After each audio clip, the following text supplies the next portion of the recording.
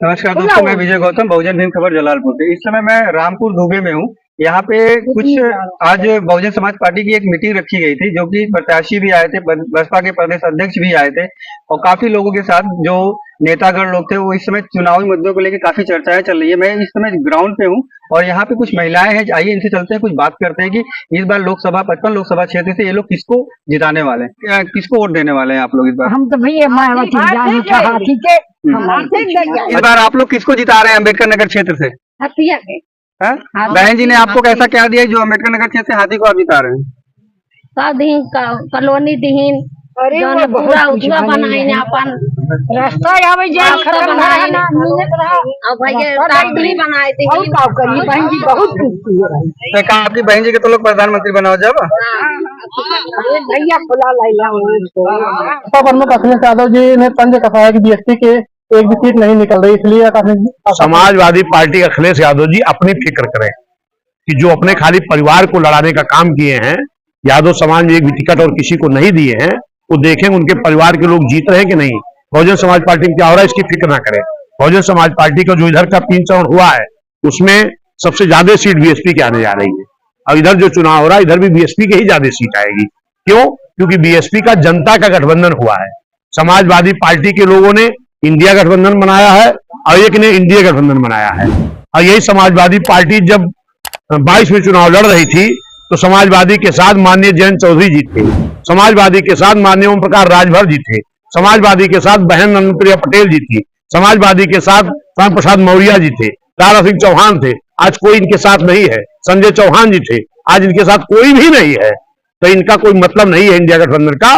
और बहुजन समाज पार्टी जनता के गठबंधन के बल पर 2007 में भी इस देश के बड़े प्रदेश में पूर्ण बहुमत की सरकार बना चुकी है और फिर माननीय बहन जी ने 24 के चुनाव में जनता का गठबंधन, चाहे वो हमारा मुस्लिम भाई हो, चाहे पिछड़ा भाई हो, चाहे पिछड़ा भाई हो, चाहे SC ST हो और चाहे न्याय पसंद ब्राह्मण क्षत्रिय वैश्य भाई हो, इनका सबको इकट्ठा करके और 2007 के तर्ज पर जनता गठबंधन के बल पर फिर इस चुनाव में बहुजन समाज पार्टी बड़े दल के रूप में आएगी। पिछड़ा वर्ग यानी पिछड़ी जाति के लोग बसपा को वोट क्यों करें?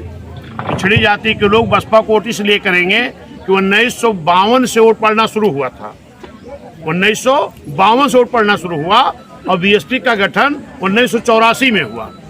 32 साल तक पिछड़े समाज की जो 52% की आबादी है, इनकी राजनीतिक भागीदारी मात्र 1.5 से 2% थी। ये तो धन्यवाद देता हूँ माननीय कांसी राम साहब को, मान्य बहन जी को, जिन्होंने बहुजन समाज पार्टी बनाई और एक नारा दिया कि जिसकी इतनी संख्या भारी उसकी इतनी हिस्सेदारी।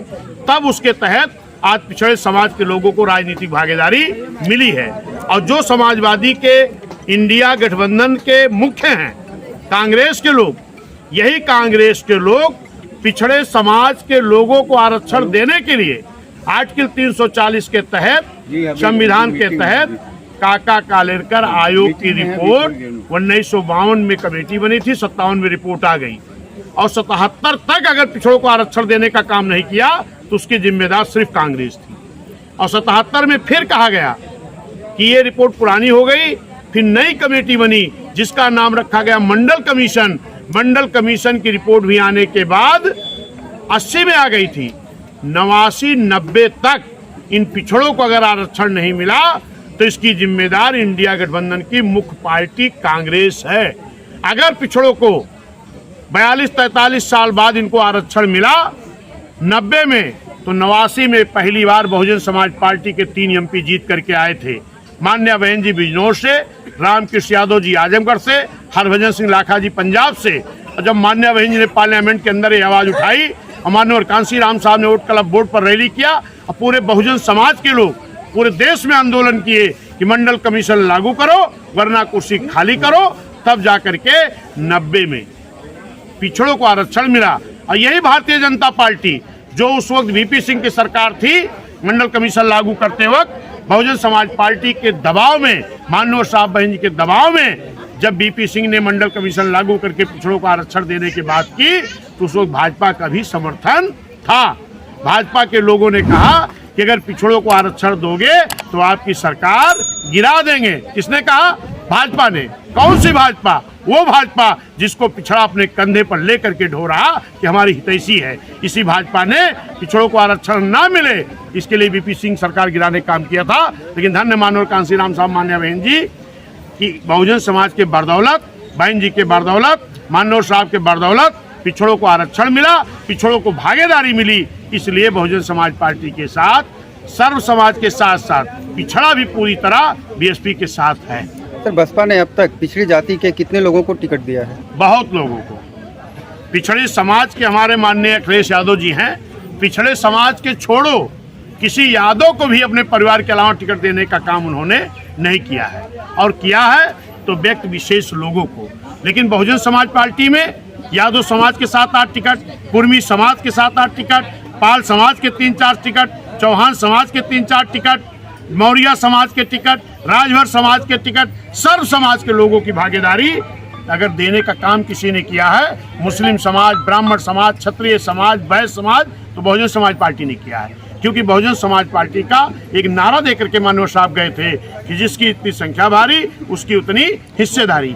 आज अगर मुस्लिम समाज को टिकट मिल रहा है तो समाजवादी के लोग कहते हैं कि हम ये बसपा मुस्लिम समाज को दे दिया तो बी टीम हो गई भाजपा की। अरे भाई, अगर 80 सीटों की लोकसभा का चुनाव हो रहा है, मुस्लिम समाज की आबादी 20% है, तो 16-17 टिकट तो मुस्लिम समाज का संख्या के आधार भागीदारी ही होती है। तो अगर भागीदारी के आधार पर सर्व समाज के साथ साथ जिसकी इतनी संख्या वाली उसकी उतनी भागीदारी अगर बीएसपी ने दिया है तो बीएसपी के ऊपर इस तरह का आरोप नहीं लगाना चाहिए। बीएसपी इस देश की राष्ट्रीय पार्टी है। बीएसपी अपने समीकरण के साथ टिकट देगी। बीएसपी किसी की ए टीम बी टीम नहीं है। बीएसपी इस देश की राष्ट्रीय पार्टी है, खुद अपने कैंडिडेट जिताने के लिए समीकरण के तहत टिकट देती है। ठीक है।